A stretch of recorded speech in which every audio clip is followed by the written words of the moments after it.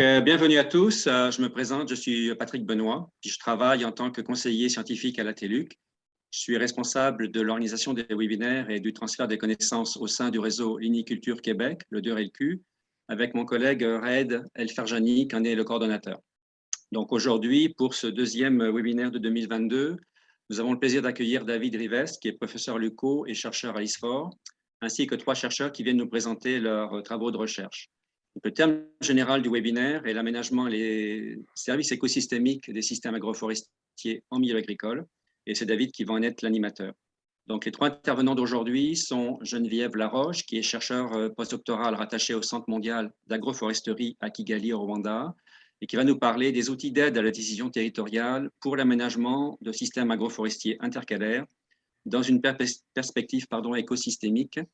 Nous aurons ensuite Geneviève Gagné, doctorante à l'UCO, qui nous dira si mélanger des arbres et des cultures en système agroforestier intercalaire en vaut vraiment la chandelle. Et Marc-Olivier Martin-Gay, qui est professionnel de recherche à l'UCO et qui va nous parler des données agrégées de multiples méta-analyses qui permettent de démontrer les effets positifs de l'agroforesterie sur plusieurs services écosystémiques. Donc, les 3 conférences seront d'une durée d'environ 15 minutes, suivie d'une période de questions de 5 minutes. Et vous êtes invité à poser vos questions par écrit au conférencier avec la fonction questions-réponses qui est en bas de votre écran. Et avant de commencer les présentations, donc j'invite Nicolas Bélanger, co-directeur du 2RLQ, à dire quelques mots sur les missions et activités de notre réseau. Merci, Nicolas. Merci, Patrick, pour la présentation, bien gentil. Bonjour à tous et à toutes. Je suis bien content de vous accueillir aujourd'hui. Ça fait quelques fois que Nelson et moi, on présente le 2RLQ.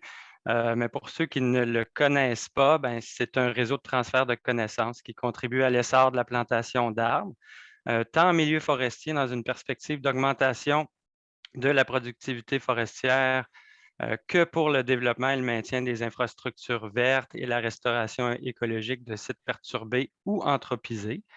Le réseau compte sur l'expertise et la collaboration de 20 chercheurs provenant de 7 universités et de 2 centres de recherche gouvernementaux. Les activités sont organisées autour de 7 thèmes complémentaires, touchant notamment à la croissance et le rendement des plantations, la restauration écologique, les plantations de résilience, la phytorémédiation, l'amélioration génétique et l'adaptation, la valorisation de matières résiduelles fertilisantes, etc. Le 2RLQ est financé par le FRQNT et de nombreux partenaires industriels, des municipalités ainsi que NRCan et le MFFPQ. Je vous invite à consulter notre site web à 2rlq.teluc.ca, donc 2rlq.teluc.ca, où vous allez trouver une multitude d'informations et de documentation, incluant tous les webinaires de cette série de webinaires-là qu'on fait en ce moment. Donc, dans quelques semaines, là, vous allez pouvoir visionner à nouveau là, les webinaires d'aujourd'hui. Donc, aujourd'hui, je suis vraiment très heureux d'accueillir un très bon collègue à moi, David Rivet, qui est professeur à l'UQO, ainsi que quelques membres de son laboratoire et des collègues, là, lesquels vont nous parler d'agroforesterie. Je suis bien excité de vous entendre puisque j'enseigne un cours d'agroforesterie à la TELUC. Donc, bienvenue à vous et bienvenue à tous les participants. Donc, je cède maintenant la parole à David. Merci beaucoup, cher Nicolas. Bonjour à tous. Je veux tout d'abord remercier toute l'équipe de la direction du 2RLQ, l'équipe de coordination aussi, de nous offrir cette belle opportunité de vous parler d'agroforesterie. Donc, c'est vraiment une belle ouverture au monde agricole. Puis ça montre encore une fois de plus que le 2RLQ s'intéresse à des enjeux, à des pratiques, puis à des thématiques de recherche qui sont variées. J'aimerais profiter aussi de cette tribune pour vous informer qu'un événement majeur dans le domaine de l'agroforesterie aura lieu chez nous au Québec cet été. Donc, il s'agit du 5e congrès mondial d'agroforesterie. Donc, ce congrès-là se tient à tous les 5 ans. Donc, pour nous, c'est un peu comme nos Olympiques, si on veut, en quelque sorte. On peut faire une analogie avec le sport. Donc, 5e congrès qui aura lieu du 17 au 20 juillet à Québec, congrès organisé par l'Université Laval. Donc, je vous invite à y participer en grand nombre. Avis aux intéressés, encore un appel à communication pour les affiches et des vidéos courtes. Et vous avez jusqu'au 28 février pour soumettre vos appels de communication pour les affiches et les vidéos. J'aimerais maintenant vous présenter la première conférencière de ce webinaire, Mme Geneviève Laroche, qu'on voit dans l'obscurité. Elle est à Kigali actuellement, au Rwanda, et elle nous dit qu'on vit une période de turbulence et d'éclairs et d'orages, donc il y a des coupures de courant, et elle est à la chandelle actuellement. Donc, on souhaite que la connexion va se maintenir. Geneviève a complété son doctorat il y a à peine quelques semaines. Doctorat sur mesure en agroforesterie à l'Université Laval. Donc, on peut dire qu'elle doit sans doute avoir le cœur léger encore. Elle a fait son doctorat sous le thème de la cohérence paysagère dans les systèmes agroforestiers intercalaires. Elle est actuellement chercheure postdoctorale au Centre mondial d'agroforesterie à Kigali, au Rwanda. Et elle nous présente aujourd'hui un outil d'aide à la décision pour l'aménagement des systèmes agroforestiers intercalaires qu'elle a conçu dans le cadre de sa thèse de doctorat. Alors, Geneviève, merci d'être parmi nous, puis je te laisse la parole. Merci beaucoup. Bonjour à toutes et à tous. Ça me fait vraiment plaisir d'être parmi vous, même si je suis loin géographiquement. Je suis toujours proche de cœur du Québec, évidemment. Donc, sans plus attendre, voilà. Voilà, on se met en mode diapo. Et voilà. Donc, comme David mentionnait, je le remercie d'ailleurs pour l'invitation. Merci aux deux RLQ pour l'invitation d'ailleurs. Je présente les résultats là, tout chauds de ma thèse de doctorat sur un outil d'aide à la décision que j'ai développé pour l'implantation de systèmes agroforestiers intercalaires dans une perspective de paysage au Québec. Donc, les systèmes agroforestiers intercalaires, pour mettre tout le monde au diapason, en fait, là, ce sont des systèmes agroforestiers dans lesquels des espèces ligneuses sont disposées en rangées largement espacées sur la superficie cultivée, comme vous pouvez le voir sur la photo présentement.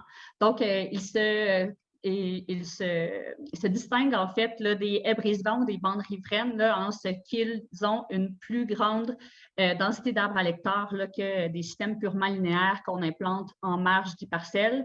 Ici, les arbres sont vraiment implantés au cœur des parcelles agricoles.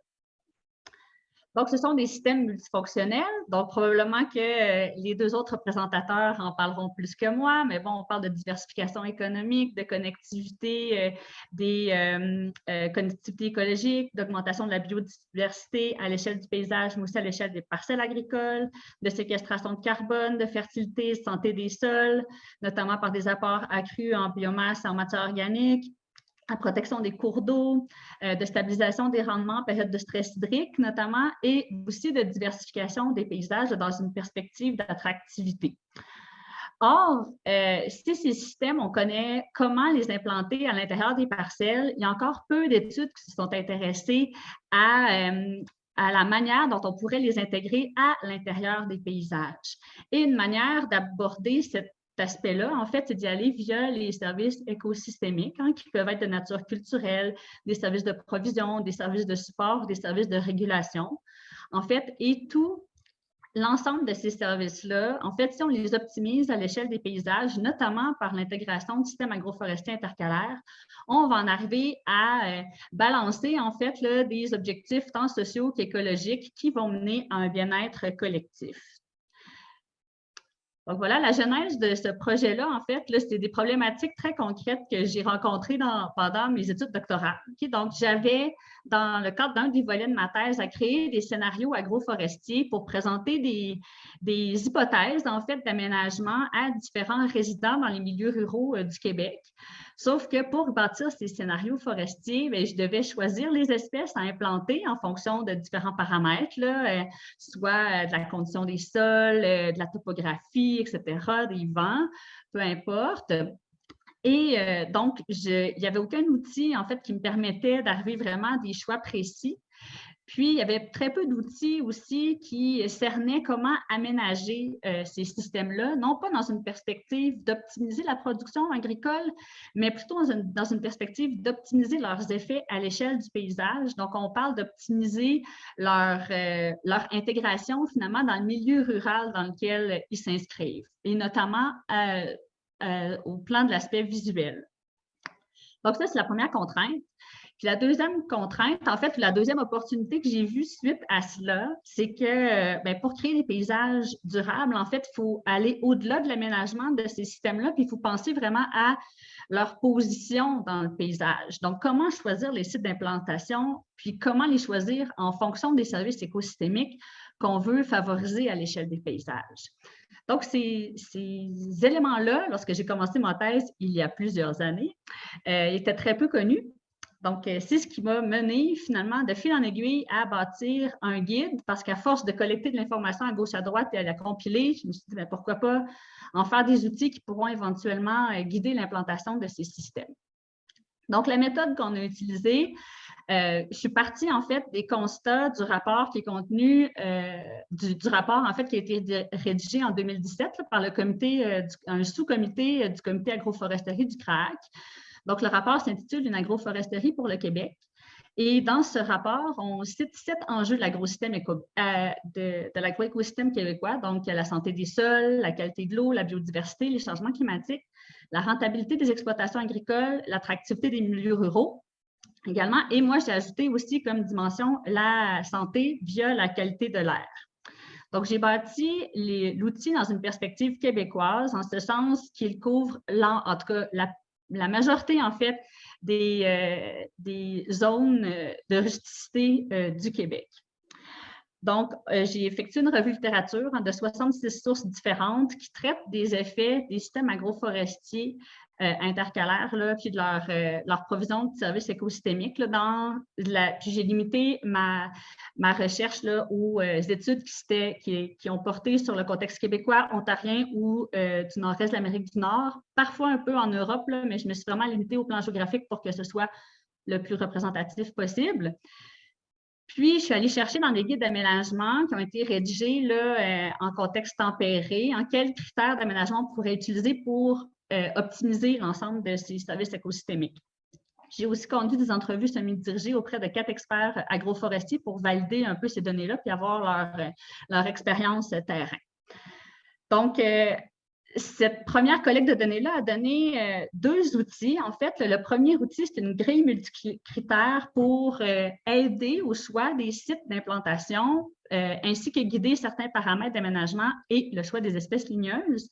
Puis le deuxième outil, c'est un tableau qui décrit les espèces ligneuses que j'ai choisies, en fait, dans cet outil-là, donc selon différents critères. Donc, ces 2 outils-là, en fait, ils sont à utiliser de façon complémentaire là, parce qu'une fois qu'on a déterminé, par exemple, des caractéristiques de certaines espèces ligneuses qu'il faudrait prioriser pour l'aménagement agroforestier, par exemple, ensuite, on peut utiliser le tableau pour les cibler. Donc, les critères à considérer pour faire face aux enjeux de l'agroécosystème agricole et pour données, en fait, là, pour nous prodiguer des services écosystémiques. Donc, il y en a plusieurs. Puis ici, on ne fera pas le tour de la matrice, mais ce que je voulais vous faire remarquer notamment, c'est qu'il traite soit des sites, du choix des sites ou des territoires, des parcelles et des caractéristiques des systèmes, et puis qu'il y a plusieurs, en fait, critères qui peuvent être utilisés pour optimiser plus d'un service ou répondre à plus d'un enjeu. Et puis, pour chacun des enjeux, en fait, il y a différents paramètres qu'on peut utiliser, évidemment, puis qui font référence à différentes échelles d'aménagement, qu'on parle du choix du site jusqu'aux autres caractéristiques ou aux caractéristiques là, même des espèces à intégrer au sein du système agroforestier. Donc, le premier outil, la grille d'aide à la décision pour l'implantation et l'aménagement, on est reparti des 7 enjeux dont je vous parlais tout à l'heure. Et ces enjeux-là ont été définis en 23 critères. Okay? Donc, il y a 23 critères qu'on peut utiliser pour optimiser soit l'emplacement, soit l'espacement entre les rangées ou soit les caractéristiques des espèces ligneuses à implanter au sein des systèmes agroforestiers intercalaires pour répondre à des enjeux, par exemple, d'eau, de sol, de diversité, d'air, etc. Et pour chacun de ces critères-là, on a associé une valeur qui peut être quantitative ou qualitative et qui souvent est restée relative. C'est-à-dire que, par exemple, au lieu de dire il faut que le système soit à 10 mètres ou moins d'un cours d'eau, par exemple, on va dire plus le système est près d'un cours d'eau, plus, par exemple, il pourra avoir un impact sur la qualité de l'eau. Donc, on est resté avec des valeurs relatives parce qu'il n'y a pas vraiment de normes, là, puis on n'a pas assez de données encore pour être normatif. Puis d'autre part, on pense que l'outil, dans une perspective d'adaptation à différents contextes là, ruraux, il doit rester comme ça pour que les acteurs se l'approprient ensuite puis l'ajustent selon leur contexte. Donc, à chacune des valeurs, on a associé une classe de plus propice à moins propice et associé un pointage. Là, le pointage maximal, évidemment, va avec des valeurs qui seraient plus propices à l'implantation des systèmes et les pointages minimaux moins propices. Les pointages ont été établis, en fond, de façon arbitraire. Puis encore une fois, ce serait à chacun des milieux de déterminer quel pointage ils désirent utiliser en fonction, par exemple, de l'importance des enjeux qu'il y a sur leur territoire. Donc, voilà, de la même manière, chacun des enjeux dans les territoires n'est pas vécu au même niveau, à la même intensité. Donc, il y aurait moyen, à travers cet outil-là, d'ajuster, donc de pondérer chacun des enjeux en fonction de son importance. Donc, l'outil, en fait, il ressemble à ça. Donc, on a dans une première colonne les enjeux.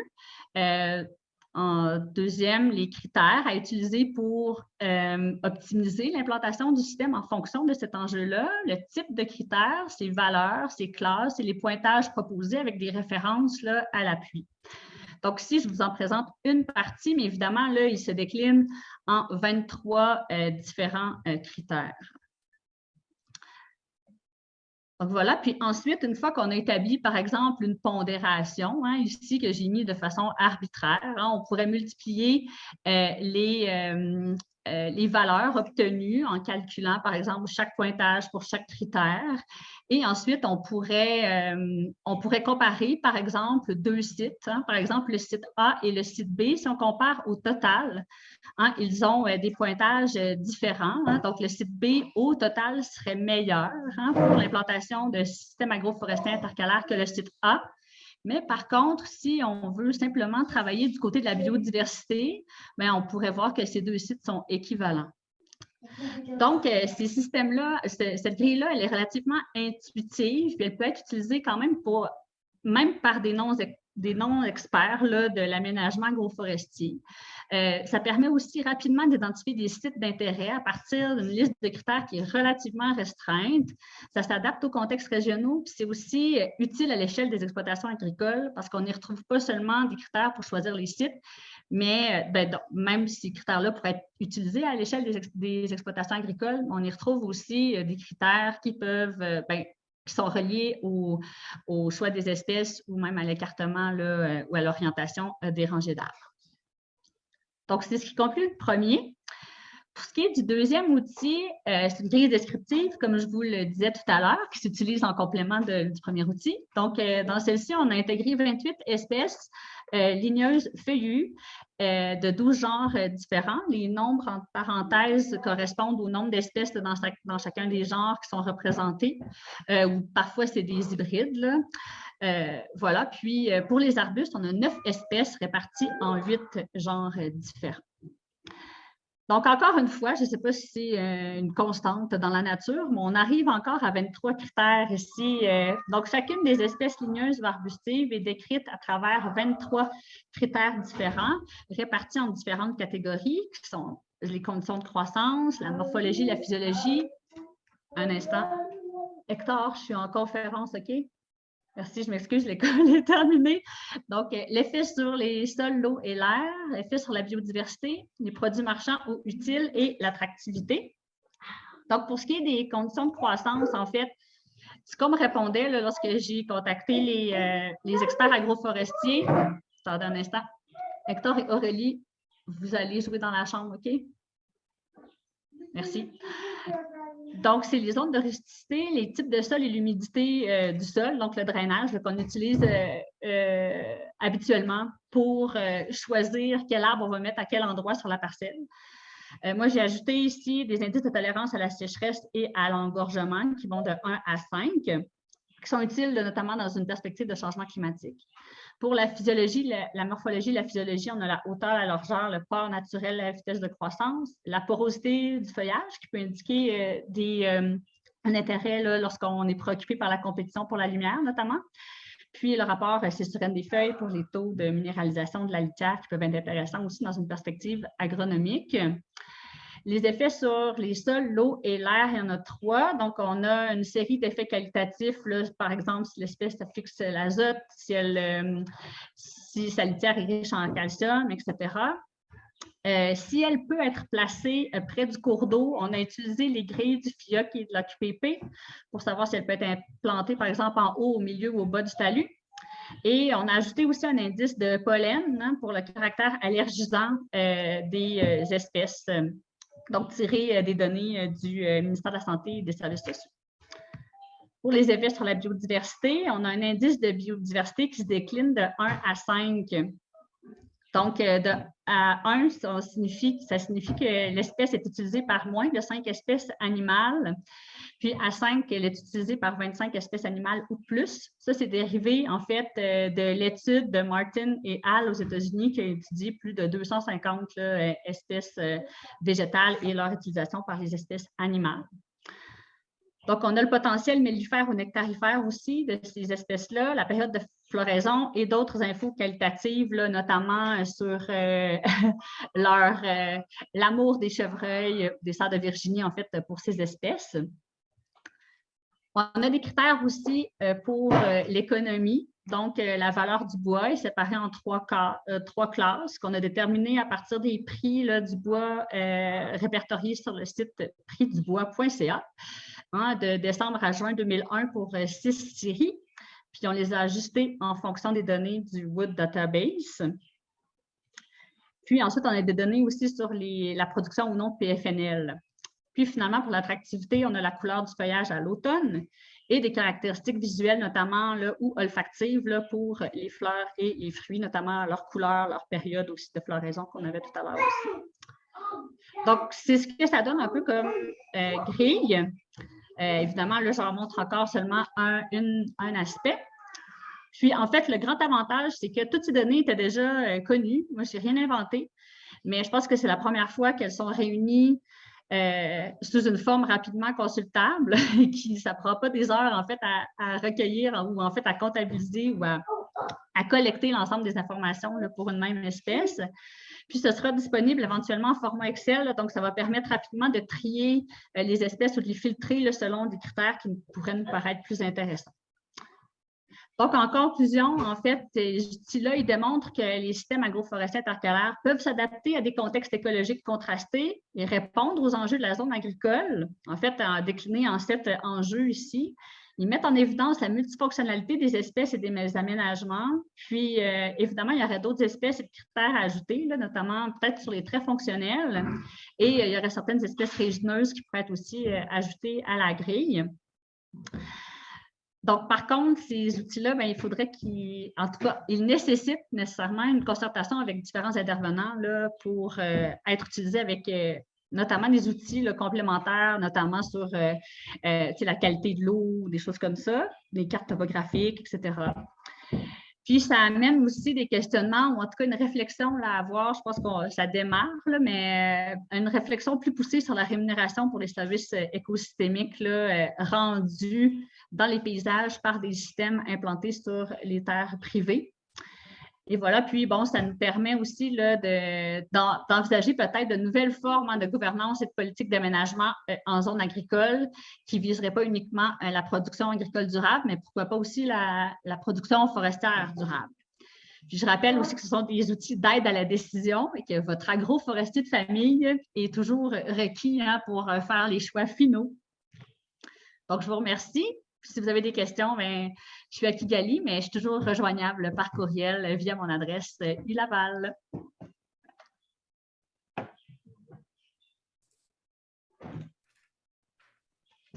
Merci Geneviève. Alors, on voit qu'il y a des fantômes derrière toi où la lumière rejaillit dans la maison. J'invite tous ceux et celles qui veulent poser des questions à le faire dans le chat. Alors, j'ai une première question pour toi, Geneviève, de la part d'Isabelle Auclair.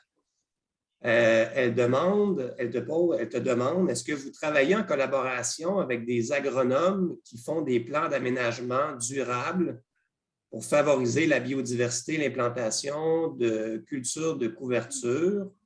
J'aimerais bien inclure cette évaluation pour mes projets chez des producteurs agricoles. Donc, je pense qu'Isabelle est conseillère, puis elle veut savoir si tu travailles avec des conseillers.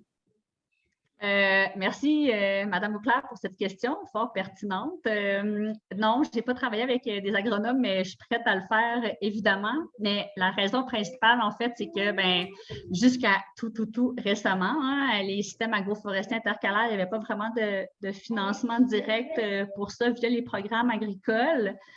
Donc, voilà, c'était surtout les bandes riveraines et les haies brise-vent, les aménagements pour la biodiversité. Bon, des fois, on est capable d'intégrer des arbres là-dedans, mais en tout cas, ça prend des évaluateurs de projets qui sont conciliants, là, parfois. Donc, ça me ferait plaisir de l'inclure puis de le rendre disponible, là, cet outil-là, évidemment, parce que je pense que ça peut vraiment aider, notamment pour le choix des arbustes, là. Pourquoi pas, qui sont des fois une manière de réintroduire des espèces ligneuses dans les champs. On demande où on peut trouver tes outils, Geneviève, que tu as développés. Pour l'instant, ils sont disponibles nulle part, parce que, bon, c'était dans le cadre de ma thèse. Ma thèse n'est pas officiellement déposée encore, mais dès qu'elle sera déposée, il faudra réfléchir à la meilleure manière, en fait, de les diffuser. C'est sûr que moi, je pourrais en diffuser des versions préliminaires à ceux qui m'envoient des courriels, mais je pense qu'il faudra qu'il y ait des discussions peut-être avec le CRAC là, pour que ce soit mis sur AgriRéseau, là, notamment, etc. Mais pour l'instant, si vous voulez y avoir accès, moi, ça va me faire vraiment plaisir que ça serve. Puis, vous n'avez qu'à m'écrire un courriel. On a maintenant une question de M. Alain Cogliastro. Il demande des espèces non indigènes sont proposées dans ta grille.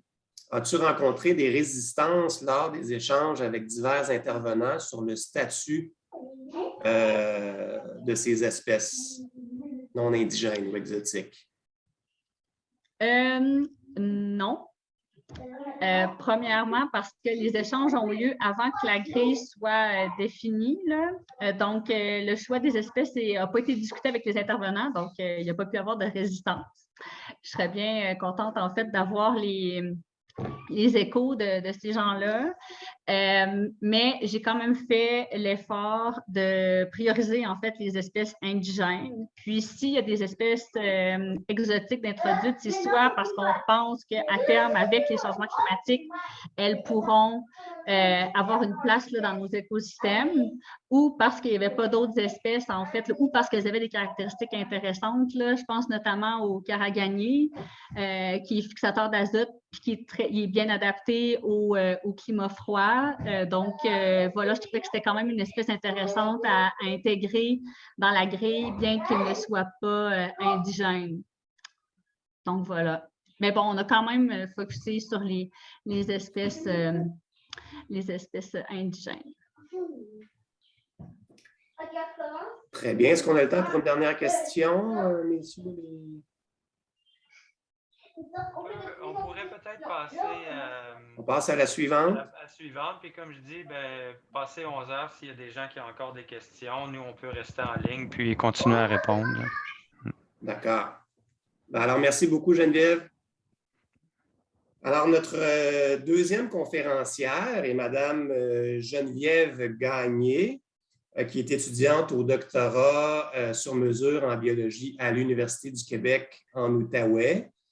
Les travaux de recherche de Geneviève sont dirigés par moi-même ainsi que co-dirigés par mon collègue François Lorenzetti. On peut aussi souligner que Mme Gagné est enseignante au Cégep de Joliette dans le programme Gestion et technologie d'entreprises agricoles. D'ailleurs, je pense, Geneviève, comme tu me l'avais indiqué, que tu es actuellement en cours avec les étudiants de sylviculture. Donc, tu as invité, invité tes étudiants à prendre part à ce webinaire. Donc, on les salue, les étudiants en sylviculture de Geneviève. Et donc, Geneviève, tu nous présentes aujourd'hui certains résultats de tes travaux de doctorat sur la productivité des systèmes agroforestiers intercalaires en se basant sur une étude de cas sur un système expérimental qui a été installé à Baie-du-Fèvre dans le centre du Québec. Donc, merci beaucoup, Geneviève, d'avoir accepté l'invitation et à toi la parole. Parfait, je vous partage mon écran.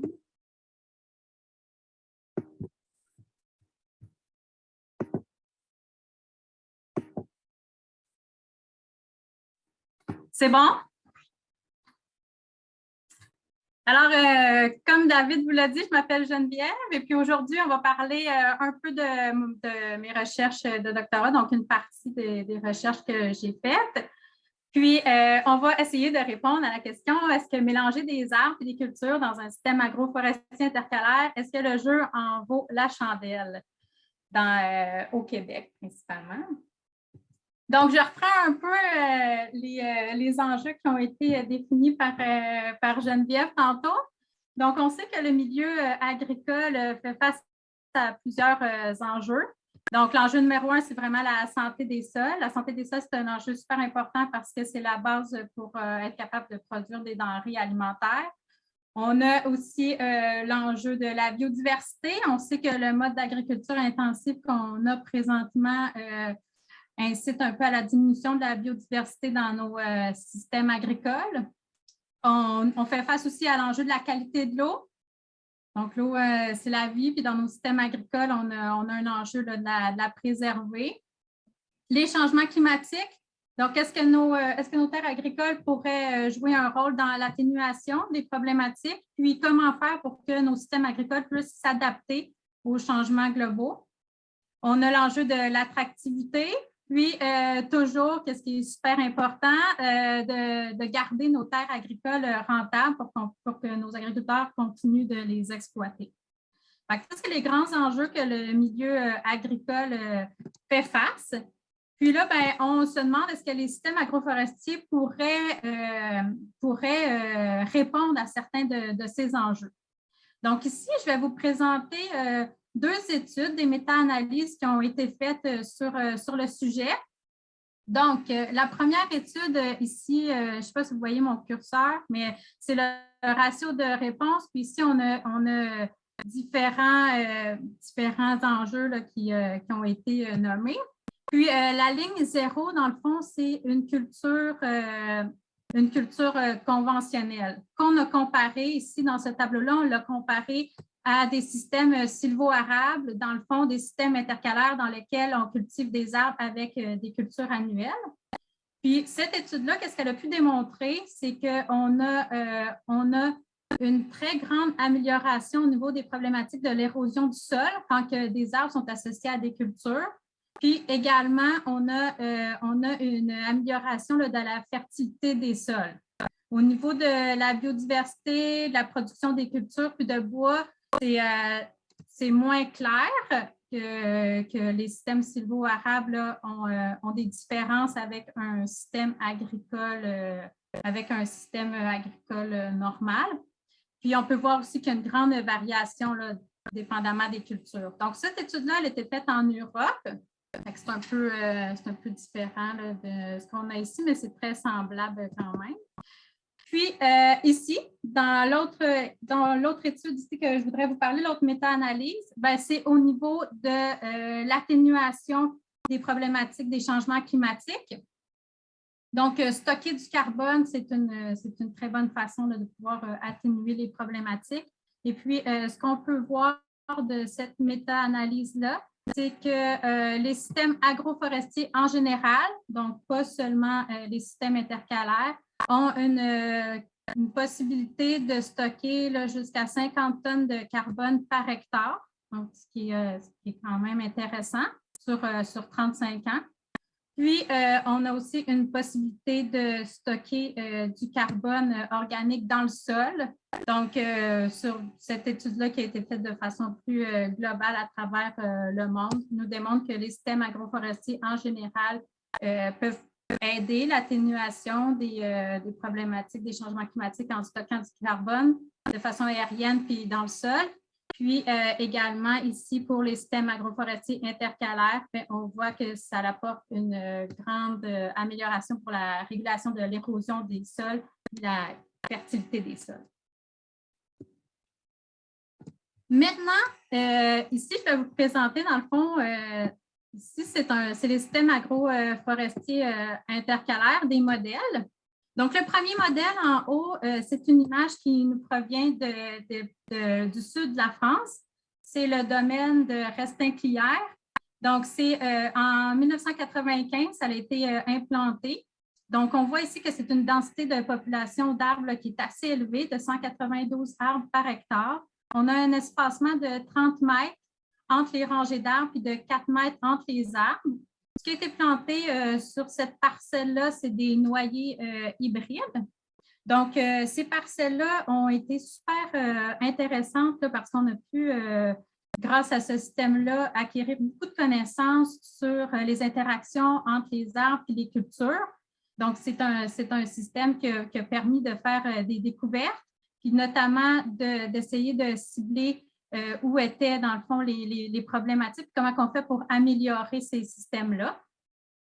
Donc, grâce à ces systèmes-là de première génération, on a pu en arriver à réfléchir puis à implanter des systèmes qu'on appelle de deuxième génération.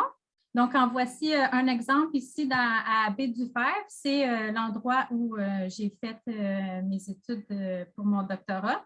Donc, on l'appelle de deuxième génération parce que c'est une version peut-être un peu améliorée ou plus adaptée pour le Québec.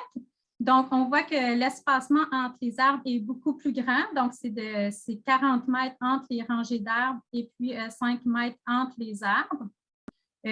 En plus, on a mélangé des peupliers hybrides avec des feuillus plus nobles. Donc, les peupliers hybrides sont aux 10 mètres. Puis, entre chaque peuplier, on a planté une variété de feuillus. Donc, la densité de plantation est plutôt de 50 arbres par hectare à comparer à 192 arbres.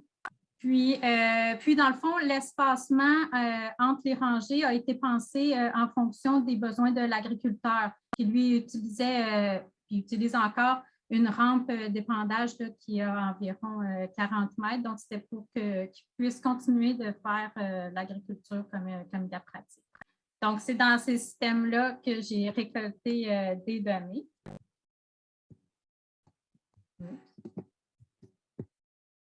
Ici, on a notre agriculteur qui est propriétaire là, du terrain. Puis, c'est quoi ses motivations à lui qui l'ont poussé à vouloir implanter un système agroforestier chez lui? Donc, premièrement, ce qu'il voulait, c'est pouvoir s'adapter au changement climatique.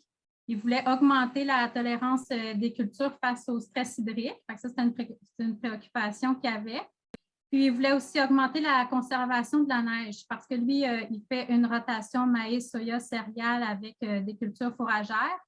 Puis, pour les cultures fourragères, c'est important de pouvoir conserver la neige pour les protéger des risques de gel. Donc, c'est une des raisons pourquoi il a approché David pour bâtir un système agroforestier sur ses terres. Il est très préoccupé aussi par l'amélioration de la qualité de ses sols. Donc, il cultive en semi-direct. Donc, c'est une façon de cultiver pour ne pas déranger le sol. Il est aussi préoccupé par l'embellissement du paysage. Il aime beaucoup les carriers, donc ça lui faisait plaisir là, de pouvoir en avoir. Puis aussi, ben, c'est l'idée de laisser un héritage, là, des arbres de valeur, ben, ça a une valeur, puis il était intéressé à garder ça pour ses générations futures. Maintenant, plus concrètement, là, concernant mes hypothèses de recherche. Donc, moi, j'ai travaillé dans ce SAI-là, dans ce système agroforestier. Alors, moi, j'ai voulu savoir est-ce que le rendement des cultures varie spatialement dans le système agroforestier. Puis, est-ce qu'il est différent d'un témoin agricole qui est à l'extérieur du système agroforestier? J'ai voulu savoir aussi si le système agroforestier modifie le microclimat pour améliorer la tolérance des cultures face au stress hydrique. J'ai voulu savoir s'il y avait une compétition racinaire entre les cultures et les arbres. Donc, nous avons coupé les racines des arbres à l'aide d'une dent de sous-soleuse pour éliminer la compétition racinaire sur la moitié des blocs. On a voulu savoir si le SAI, le cernage, puis le stress hydrique allait affecter là, la structure des communautés microbiennes, puis la croissance, puis la mycorhisation des racines des cultures. Dans mon cas, j'ai étudié la croissance du soya, donc c'est du soya qu'il y avait dans le champ. Puis également, j'ai voulu étudier si le SAI puis le stress hydrique, ça modifie les taux d'infestation des cultures. L'insecte que j'ai choisi d'étudier, c'est le puceron du soya. Puis en même temps, j'ai étudié les populations d'ennemis naturels qui pouvaient se trouver là, dans ce système-là. Donc, ici, on a des données qui ont été faites par un collègue sur ce terrain-là, un système agroforestier. Donc, ce que je voulais vous montrer ici, c'est la variation de la lumière disponible. Donc, à 3 mètres de la rangée d'arbres, on voit que la lumière disponible est quand même en haut de 80-85 %, mais qui est quand même différent de quand on arrive dans le milieu de l'allée. Donc, l'allée a 40 mètres, à 20 mètres, on est environ au centre de l'allée. Donc, le centre de l'allée, puis à 13 mètres de la rangée d'arbres, on peut voir qu'il n'y a pas tellement de différence entre la lumière disponible et le témoin agricole. Et puis, au niveau des rendements, donc si on prend le rendement de tout l'allée du système agroforestier, puis on le compare au témoin agricole, que ce soit dans le soya ou dans le maïs en 2016 et en 2017, on n'a pas vu de différence en tonnes à l'hectare pour le rendement des cultures.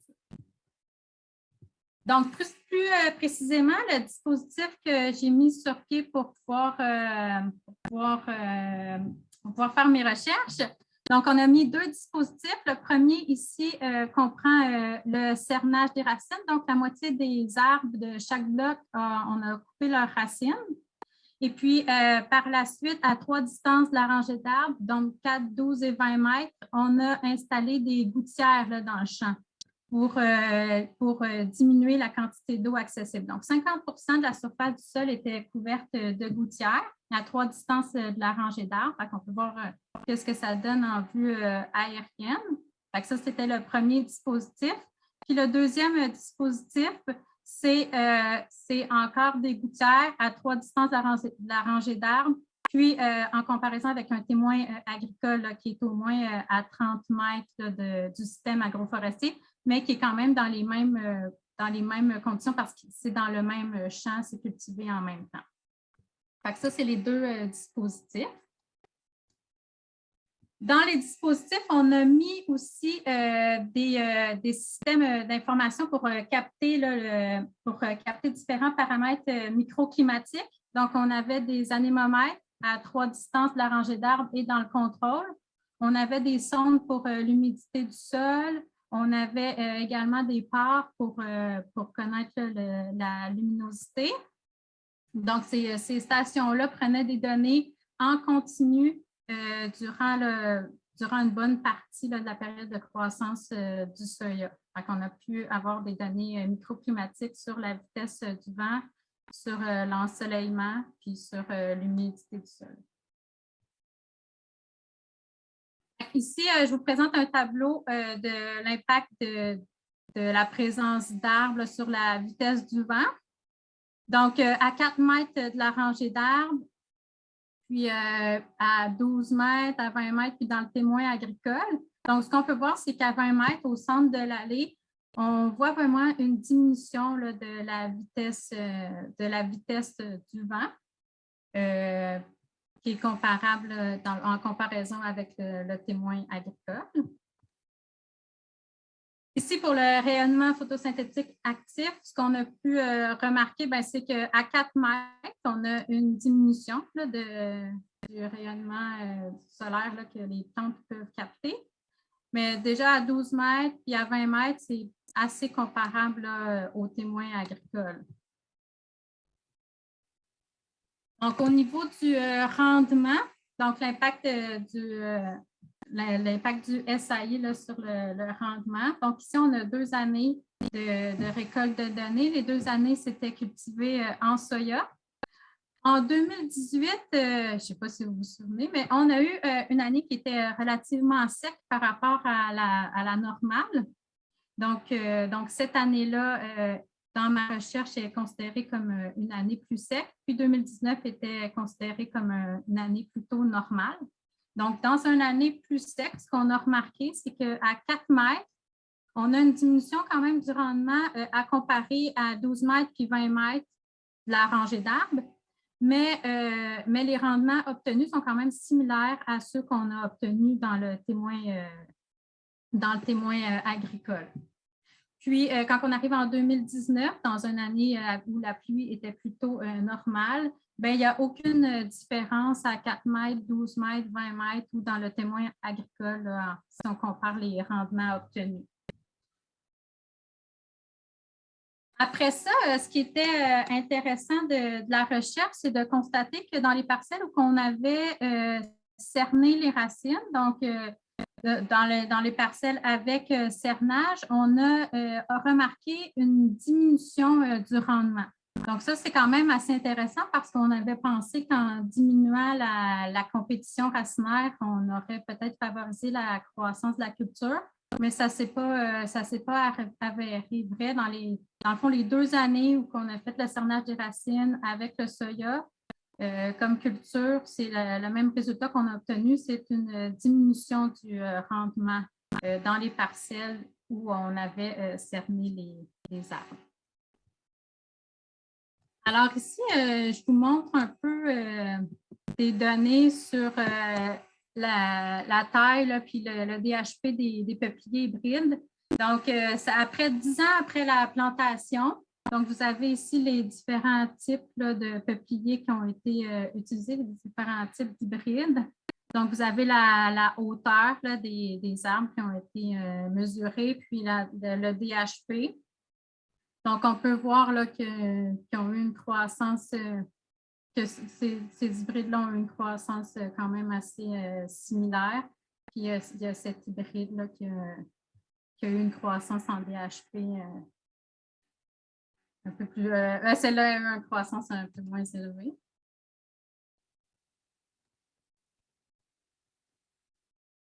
Puis ici, c'est les feuillus plus nobles qui ont été plantés entre les peupliers hybrides. Donc, 10 ans après la plantation, quelle était rendue leur taille et leur DHP. Donc, le carrier a peut-être une croissance un peu plus faible là, que le chêne à gros fruits, puis que l'érable à sucre. Puis, au niveau du DHP, le noyer noir a eu une belle croissance. Et au niveau de la hauteur aussi. Ça vous donne des idées dans le fond de la croissance des arbres dans ce système-là. Puis ici, c'est une comparaison des différents types de plants qui ont été implantés. Donc, il y a des plants en mode qui ont été implantés, puis il y a des plants à racines nues. Puis là, 10 ans après la plantation, où en sont-ils rendus? Donc, le chêne rouge à racines nues en comparaison avec le chêne rouge en motte, on peut voir qu'il y a quand même une bonne différence entre l'avoir planté à racines nues puis l'avoir planté en motte. Donc, dans ce cas-là, on peut dire que la croissance de la racine nue n'a pas rattrapé là, en 10 ans le fait qu'on ait planté un arbre plus gros à la base. Puis, c'est le même constat qu'on a pour l'érable à sucre.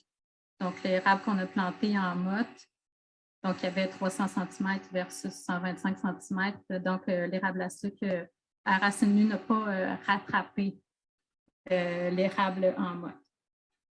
Puis, également, il y a aussi le fait que quand on plante des arbres plus petits, ça prend des protecteurs d'arbres. Puis, les arbres, quand ils sortent du protecteur, des fois, ils ont une tendance à étioler. Donc, ici, on peut voir des types de protecteurs qui ont été utilisés. Donc, on a vu que ça apporte plusieurs services écosystémiques, mais en monnaie, est-ce que ça vaut la peine de planter des arbres, d'avoir un système agroforestier? Donc, ici, on a des exemples, un système agricole témoin, donc sans arbres, un système de base qu'on implante sans subvention. Donc, on assume tous les coûts de plantation et d'entretien. Ici, on a l'implantation d'un SAI avec des paiements pour séquestration du carbone. Donc, dans cette projection-là, ici, sur 40 ans, on a inclus qu'il y aurait une rémunération là, pour la séquestration de carbone. Ici, on a inclus l'aide avec différents programmes là, comme Prime Vert. Puis ici, c'est si on plante un SAI, puis qu'on bénéficie de paiement pour la séquestration du carbone, puis aussi si on bénéficie de l'aide à l'implantation et à l'entretien, qui sont des programmes comme Prime Vert.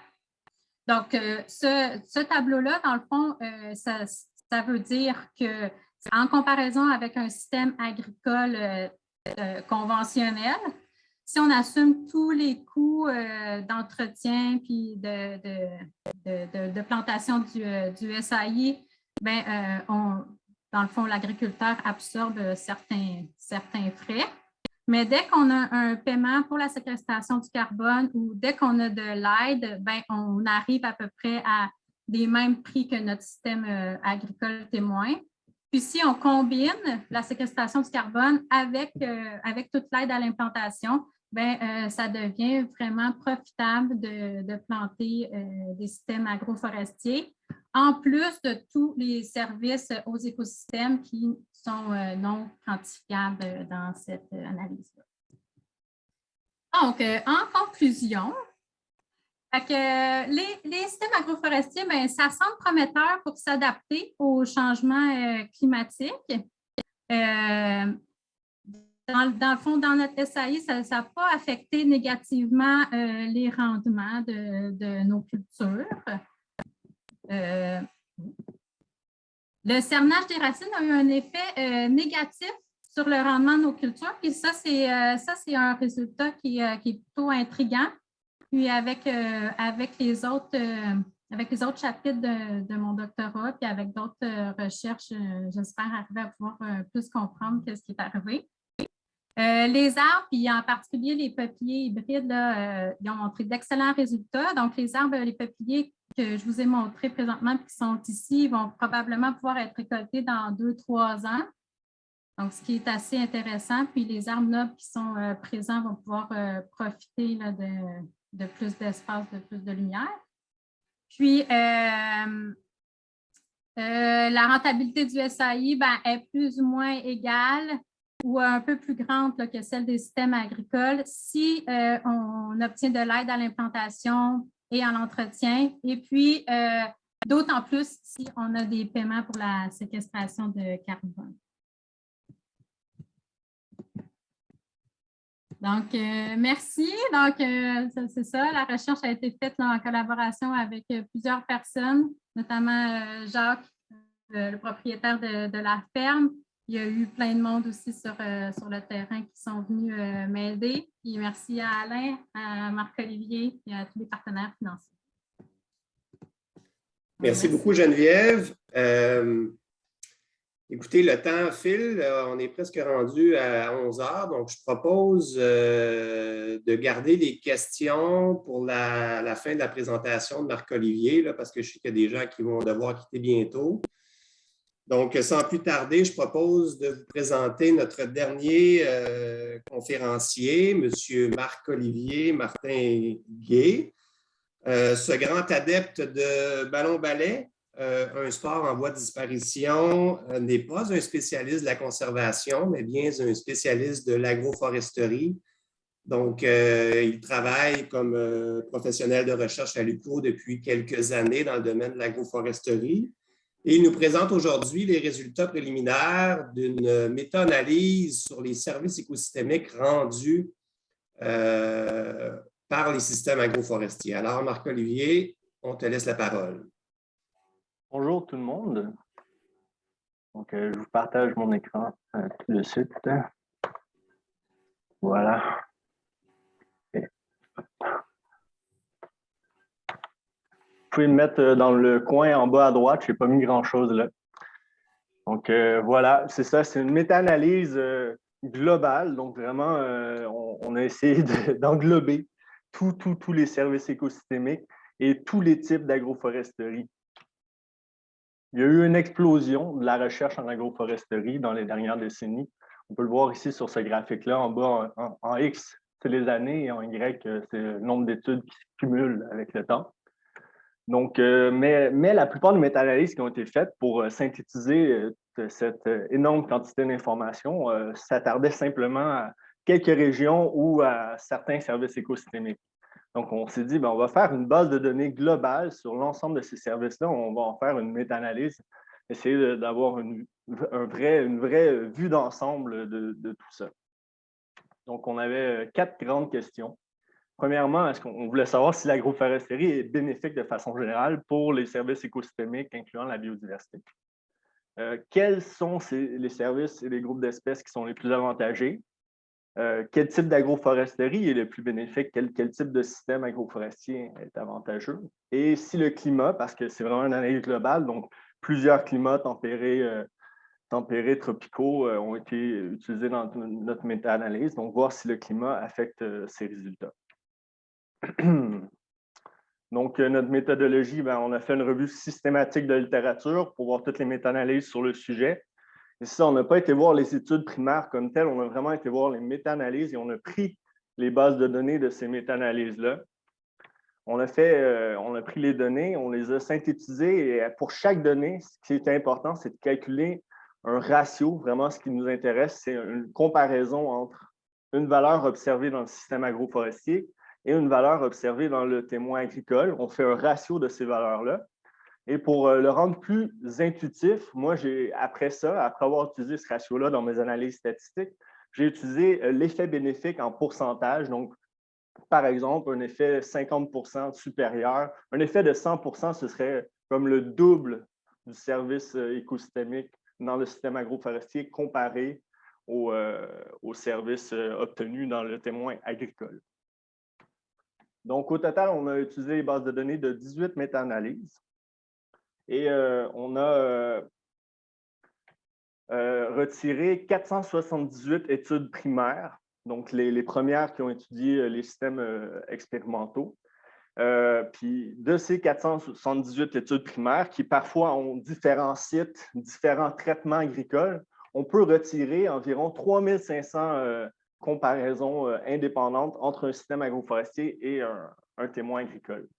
On a enlevé les comparaisons absurdes parce que parfois, dans certaines méta-analyses, il y a des comparaisons entre des systèmes de pâturage avec des rendements fourragers avec des témoins agricoles où il y a un travail de la terre annuel, par exemple, et parfois, ils étudiaient le carbone dans le sol, les stocks de carbone dans le sol, et on sait bien que quand il y a un travail du sol, forcément, il va y avoir moins de carbone. Donc, on a enlevé les comparaisons absurdes, on a seulement gardé les comparaisons où il y avait le même traitement agricole dans le système agroforestier et dans le témoin agricole. Donc, si on plonge dans notre première question, est-ce qu'il y a un effet bénéfique général de l'agroforesterie? Bien, on observe une distribution qui tire vraiment vers des valeurs extrêmes, très, très positives de l'agroforesterie. Donc, je vais vous expliquer tout de suite l'axe X, l'axe horizontal est très important parce que ça va toujours être le même axe que j'utilise dans mes graphiques. Donc, quand c'est en haut de 0 %, c'est un effet bénéfique. Donc, en haut de 10 20 d'effet bénéfique du système agroforestier par rapport aux valeurs observées dans le témoin agricole. Et c'est indiqué par la barre hachurée pointillée verticale.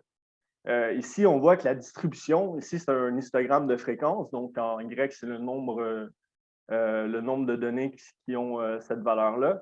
Et on voit qu'il y a beaucoup de valeurs extrêmes. Mais si on enlève ces valeurs extrêmes, si on zoome sur la partie, on voit quand même qu'il y a beaucoup de valeurs à droite du pointillé. En rouge, ici, c'est ma moyenne. Et on voit qu'on a quand même une moyenne positive. Donc, si on considère toutes les données, on a une moyenne qui est à 19 % de bénéfiques pour les systèmes agroforestiers comparés aux témoins agricoles.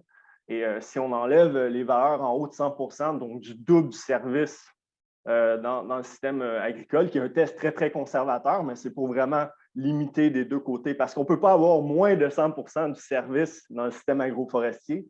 Donc, on limite des deux côtés à la même force, disons-le comme ça. Et on obtient quand même un effet positif de l'agroforesterie à 4,5 %, avec un intervalle de confiance entre 3 et 6 %.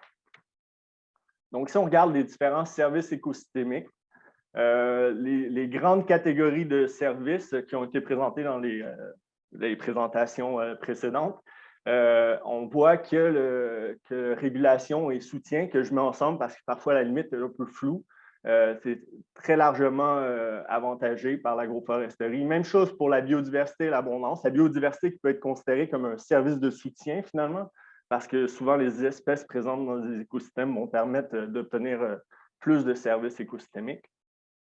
Et l'approvisionnement aussi, c'est-à-dire les services d'approvisionnement, c'est tout ce qu'on retire des écosystèmes, donc le bois pour l'énergie, pour se nourrir, bien sûr, donc tout ce qui est les aliments qu'on retire des écosystèmes, des agroécosystèmes dans notre cas. Donc, pour la production agricole, on a énormément de cultures dans le monde, bien sûr, mais ce qu'on observe, c'est que c'est très, très variable. C'est énormément variable et que beaucoup de ces cultures, en fait, il va y avoir un effet neutre. Mais comme désolé, c'est en anglais, je n'ai pas eu le temps de traduire les catégories, mais on voit à gauche que crop yield, ça, c'est le nom de la variable. C'est toutes des données qui ont été utilisées en Afrique, qui ont été c'est ça, enregistrées en Afrique subsaharienne. Et on voit que c'est positif pour le maïs, le blé, le millet, aussi pour le niébé et les arachides, des légumineuses. Donc, vraiment, c'est des catégories d'aliments qui sont très, très importantes. Et on voit encore une fois que c'est très variable. Donc, mais si on regarde du côté plus en Y, ici, on va avoir des catégories de services de régulation et de soutien. On voit que le stock ou la séquestration du carbone dans le sol, c'est vraiment prometteur. On voit un effet net positif et ça, cet effet-là est très important pour la régulation du climat. Le réservoir de carbone dans le sol, dans nos écosystèmes terrestres est très, très important. C'est un des plus gros réservoirs, sinon le plus gros. On voit par contre les émissions de méthane ou d'un gaz à effet de serre très, très puissant, comme l'oxyde nitreux, elles sont inchangées. Donc, que ce soit un système agroforestier ou un système agricole normal, ça ne change pas grand-chose. Pour la régulation de l'eau et la fertilité du sol, on a des effets aussi très, très positifs et on peut voir plus en détail. Ici, c'est des services liés à la régulation de l'eau. On voit que les taux d'infiltration sont améliorés. Donc, l'eau pénètre le sol, ce qui, bien sûr, va diminuer les ruissellements de surface. Et ça va aussi augmenter l'humidité du sol. Ici, on voit que c'est quand même très, très près du pointillé, mais c'est quand même significatif, là. Il y a seulement 36 études que j'ai pu enregistrer sur cette variable-là, mais quand même, c'est significatif. Et là, il y a aussi un effet sur le lessivage de l'azote. Ça, c'était une seule méta-analyse qui étudiait cela, mais le lessivage souterrain de l'azote, ce qui est aussi intéressant pour pas tellement les cultures, mais pour la qualité de l'eau en aval des champs.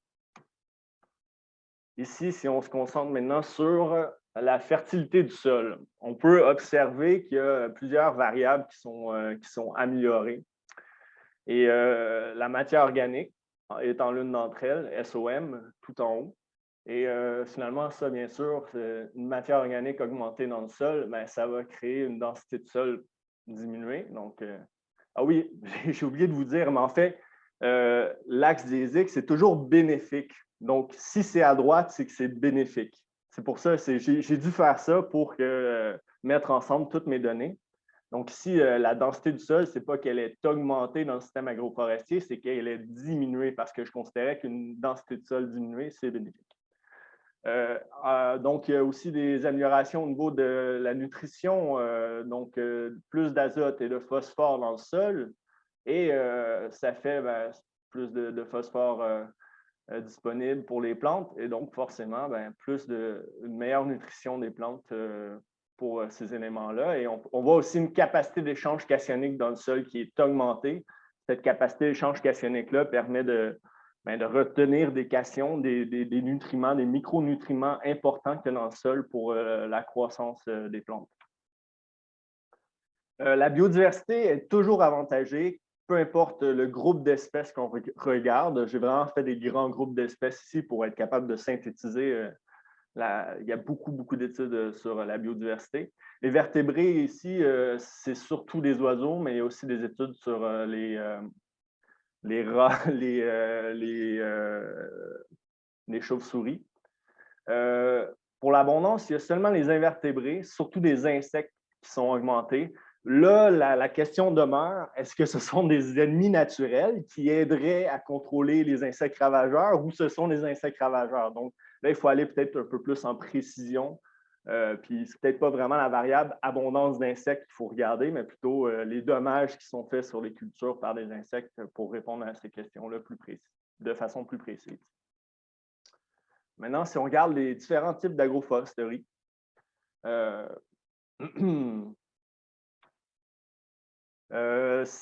c'est ça. Le problème avec cette question-là qu'on avait avec David, c'est que la sémantique utilisée dans différentes méta-analyses dont on a utilisé, avec lesquelles on a utilisé les bases de données, en fait, est très, très variable. Par exemple, les systèmes de haies, souvent, ça va faire référence de façon très, très générale aux plantations qu'il y a en bordure des champs.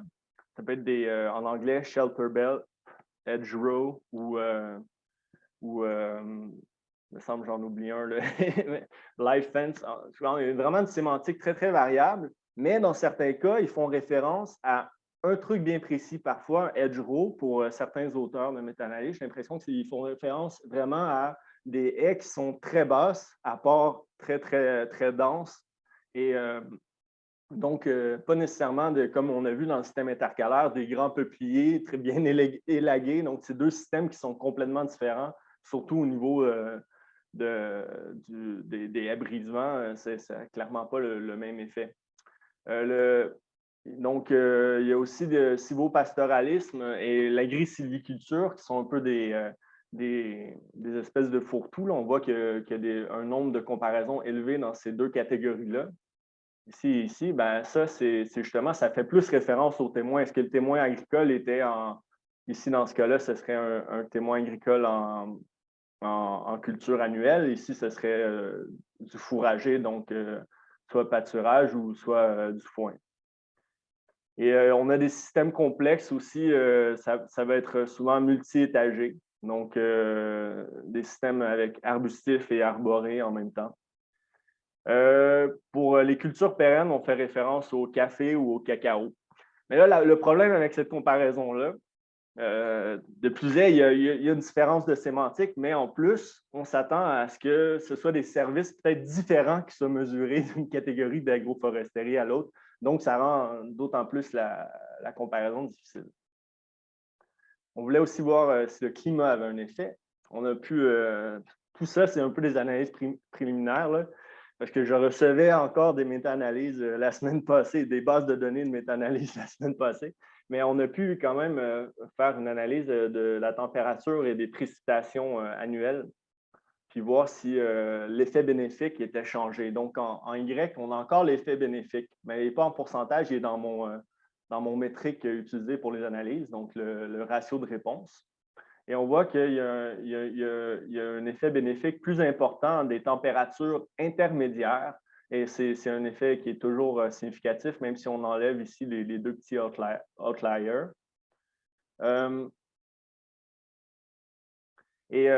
Finalement, c'est un effet qui existe, qui est là, qui est significatif, mais en statistique, il faut aussi s'attarder à l'importance de l'effet, pas simplement qu'il soit significatif. Et on voit qu'il explique simplement, seulement, que 3 de la variabilité de réponse. Donc, ce n'est pas un effet qui est très, très important, malheureusement. Et c'est un peu la même situation pour les précipitations annuelles. Ici, en X, on a les précipitations annuelles qui sont sur une échelle logarithmique. En Y, toujours l'effet bénéfique. Donc, en haut de 0, c'est bénéfique. On voit que ça augmente légèrement.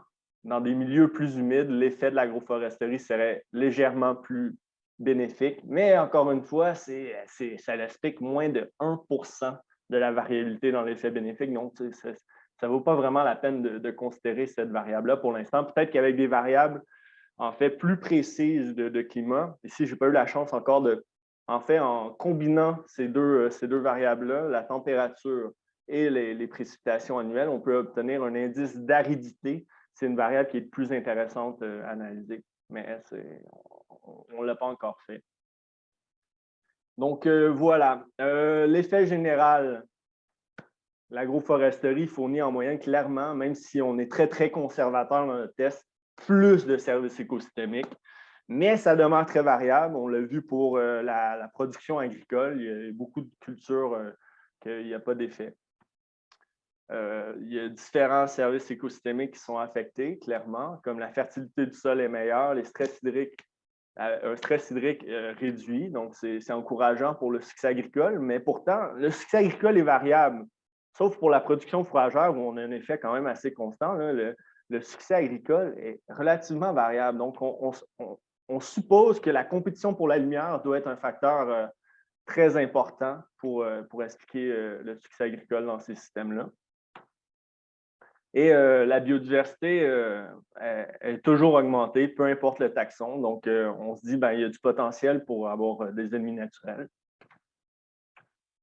Pour la troisième question, les types d'agroforesterie, je le répète, avec cette sémantique variée-là, peut-être qu'il faudrait contacter les auteurs pour avoir comme une idée vraiment précise de qu'est-ce qu'ils voulaient dire par telle catégorie pour pouvoir s'attaquer à ça. Mais encore une fois, est-ce qu'ils mesuraient les mêmes services dans chaque catégorie? Ça peut aussi affecter la comparaison.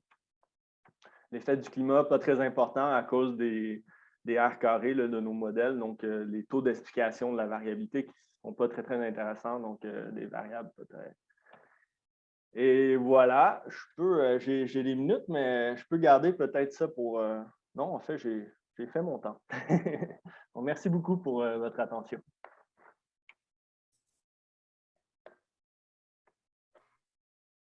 Merci Marc-Olivier. Alors, est-ce que tu veux enlever ta présentation? C'est toi qui fais ça, Marc-Olivier? Oui, je peux l'enlever. Attends un peu.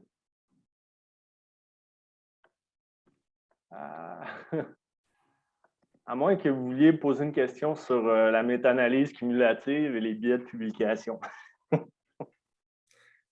Donc, David, on a encore beaucoup de monde en ligne. J'imagine qu'il y a des gens qui ont des questions. Moi, j'en ai posé une là, sur le chat à Geneviève Gagné. Donc, Est-ce qu'on a le temps pour quelques questions, Nicolas? oui, je pense que les gens peuvent se débrancher s'ils ont des engagements, évidemment, mais je pense qu'on peut prendre encore facilement 5-10 minutes pour répondre aux questions. Alors, est-ce que tu veux commencer, Nicolas, en posant ta question à Oui, Geneviève? oui, tout à fait. Je l'ai posé sur le chat, mais je me demandais au niveau des rendements de soya et de maïs, est-ce que ça tenait compte des pertes de surface par la plantation des arbres? De 3 de perte, non, ça ne tenait pas compte. Dans le fond, c'est le rendement qui était dans l'allée. OK, puis tu les calcules à combien, les pertes de surface? 3 à peu près de la 3%. surface occupée par les arbres. C'est bien, merci.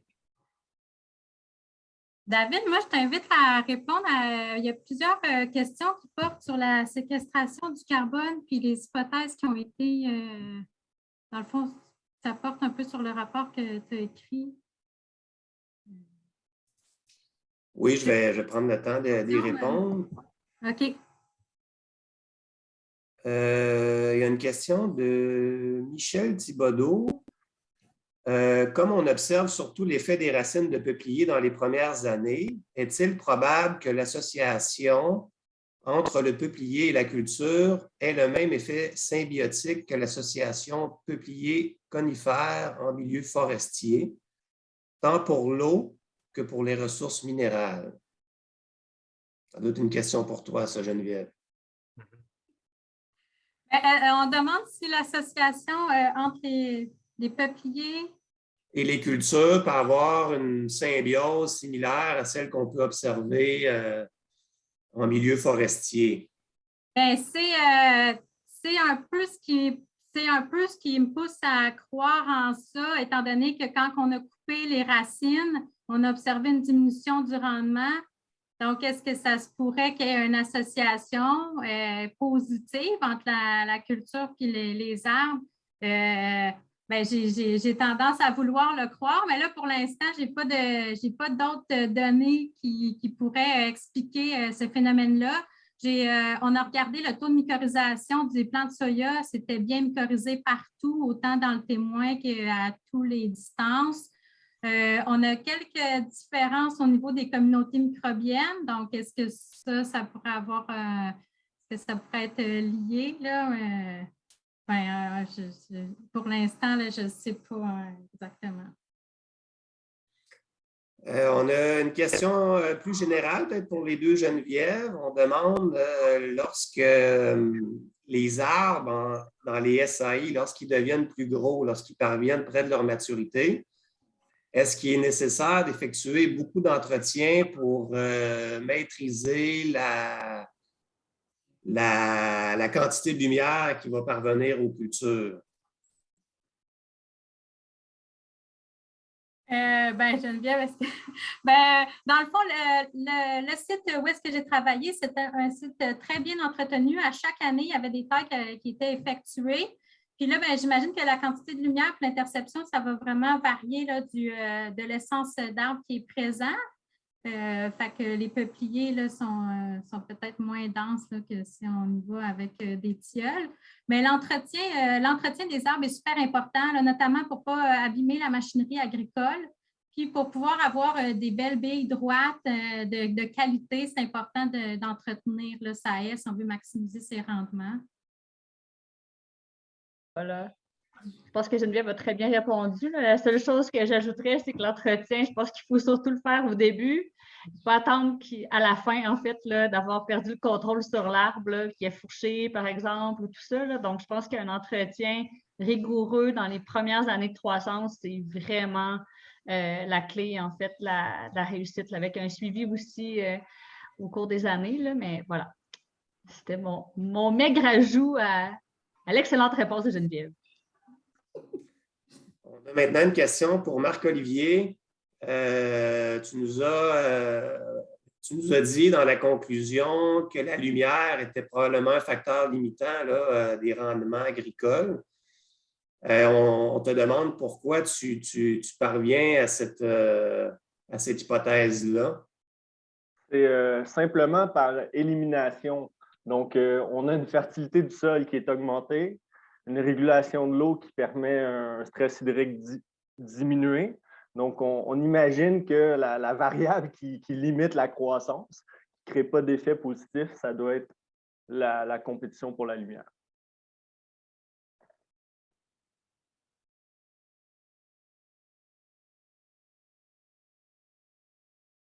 Il y a beaucoup de questions de notre ami et collègue Claude Fortin sur la séquestration du carbone, des questions plus pointues.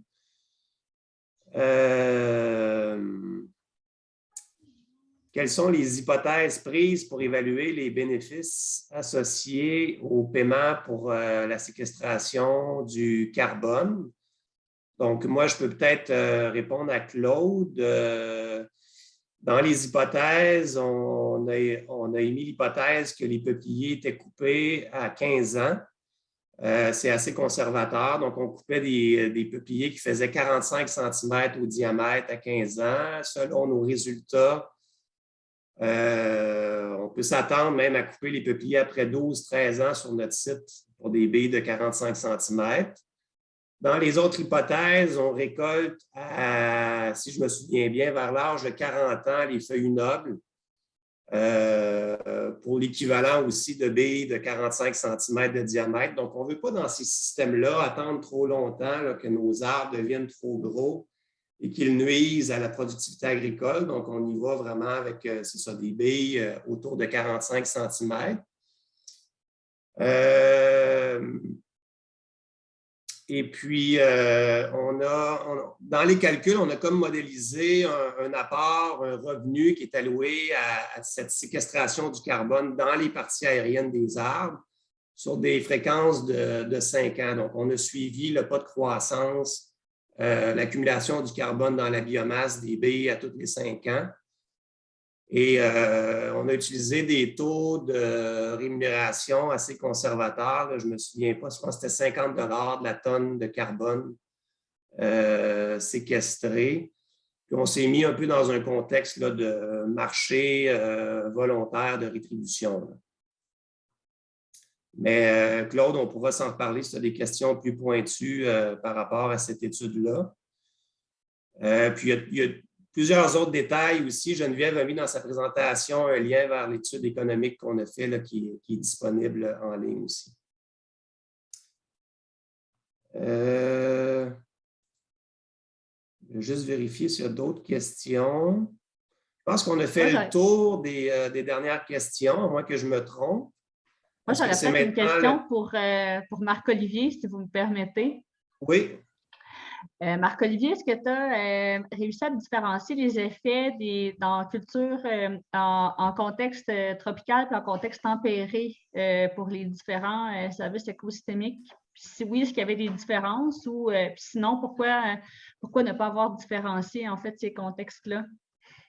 Ben, en fait, j'avais des J'ai cumulé les bases de données avec encore une fois des sémantiques très, très variées à ces niveaux-là et je n'ai pas eu encore le temps d'uniformiser les catégories des différents grands domaines bioclimatiques pour faire cette analyse-là, mais c'est certainement une analyse catégorique qu'on veut faire, là, pas simplement faire l'analyse continue avec les précipitations et la température, mais vraiment faire par catégorie chaque domaine, grand domaine bioclimatique. Peut-être faire du pouce sur cette question-là de Geneviève. Est-ce que l'aspect de l'âge du système, c'est quelque chose que vous voulez regarder aussi? Parce que je présume que, évidemment, il doit y avoir un effet âge assez important là, dans cette base de données-là. Oui, c'est rapporté de façon très, très variable, encore une fois, dans les différentes méta-analyses, mais on a beaucoup de méta-analyses qui rapportent l'âge du système, puis oui, c'est une autre variable qu'on veut explorer. Merci. Et voilà, alors, messieurs, je pense que c'est maintenant à vous la parole. Je crois que ça y est, oui, on peut retourner le mot de la fin à Patrick. Oui, ben, merci beaucoup, conférenciers et conférencières, pour leur contribution au webinaire du DURLQ et pour leur intervention d'aujourd'hui qui ont été vraiment très captivantes. Donc, moi, je vous rappelle que ce webinaire sera prochainement disponible sur notre chaîne YouTube. Donc, vous trouverez le lien sur le site Internet du DURLQ dans la catégorie webinaire thématique.